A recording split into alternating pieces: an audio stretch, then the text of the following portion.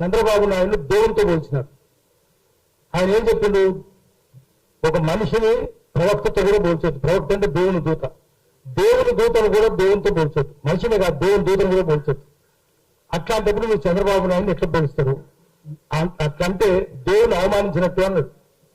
అన్నందుకు పోలీసులు వచ్చి పక్క స్టేట్ ఆంధ్ర పోలీసులు వచ్చి పట్టుకెళ్ళి కర్నూలు పెట్టి వారం రోజులు చిత్రహింసలు పెట్టారు. ఆయన భార్య ఫోన్ చేసిన రా ఇక్కడ రా అని బెదిరించారు. ఒక ఎట్లా చేస్తారు మీరు? అన్నది ఏం పెద్ద మాట ఏముంది? ఉన్నదన్నది అన్నది కదా, అబద్ధం చెప్పలేదు, తిట్టలేదు కదా, చంద్రబాబు తిట్టలేదు, విమర్శించడం కూడా లేదు. ఒక సూత్రం చెప్పినాడంటే ఇది సూత్రం అండి చెప్పినాడు. ఇది దైవ దూషణ అవుతుంది, ఒక మనిషితో దేవుని పోల్చడం దైవ దూషణ అన్నాడు, బ్లాస్ఫెమీ అన్నాడు. అన్నందుకు అంత చిత్రహింసలు పెట్టినాడు.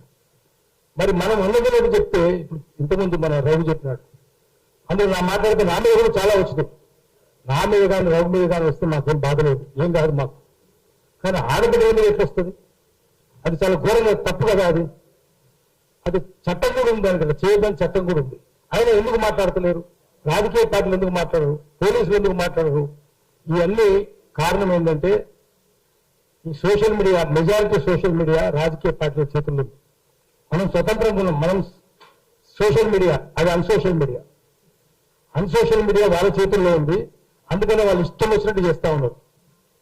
పత్రికలు వాళ్ళ చేతుల్లోనే ఉంది, టీవీ మీడియా వాళ్ళ చేతుల్లోనే ఉంది, సాటిలైట్ ఛానల్ వాళ్ళ చేతుల్లోనే ఉంది, సోషల్ మీడియా కూడా వాళ్ళ చేతుల్లోనే ఉంది.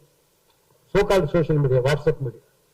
దీన్ని అన్నింటినీ తట్టుకోవాలంటే ఇంకో బాధ ఏంటంటే వాళ్ళకి పెద్ద వ్యూయర్షిప్ లేదు, మనకి ఎక్కువ వ్యూయర్షిప్ ఉంది, ఇక్కడ మూలకి ఎక్కువ వ్యూయర్షిప్ ఉంది. రఘు పెడితే అనేక కామెంట్స్ వస్తుంటాయి.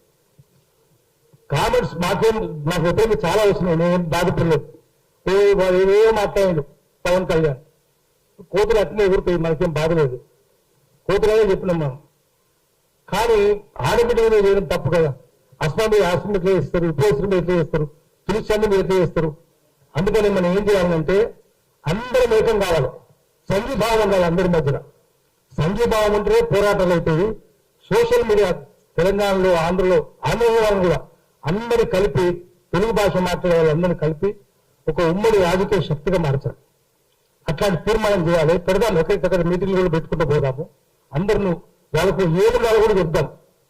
మనం వాళ్ళన్ని పిచ్చి వార్తలు ఉంటాయి, అన్ని పత్రికలు పిచ్చి వార్తలు ఉంటాయి. పత్రికలు శ్రీశ్రీ చెప్పింది, పత్రికలు గోరంతలు కొండంతలు చేస్తాయి, కొండలు గోల్కొండలు దాచేస్తాయి. సమాజాన్ని, జనజీవితాన్ని ప్రభావితం చేసే వార్తలు సోషల్ మీడియాలో వస్తున్నాయి. అది వాళ్ళకి బాధ. దాంట్లో రావట్లేదు, దీంట్లో వస్తున్నాయి. అందుకని ఖచ్చితంగా చేస్తున్నారు. మనం వాళ్ళని మళ్ళీ వాళ్ళకి తగిన గుణపాఠం చెప్పాలంటే అందరం ఏకం కావాలి. ఏకమయ్యి సంఘీభావం అందరి మధ్య ఒక్కరికి ఆపద వస్తే అందరు పోవాలి అక్కడికి. ఆపద దాని సంఘభావం. సంఘీభావం అంటే ఆపద సంఘే, మీ వెంట ఉన్నాం, మేము వెంట నడుస్తామని చెప్పడం. అందుకని సంఘీభావం సృష్టిద్దాము, ఒక ఐక్య సంఘటన కూడా సృష్టిద్దాము. దాని ద్వారా వాళ్ళందరూ గుణపాఠం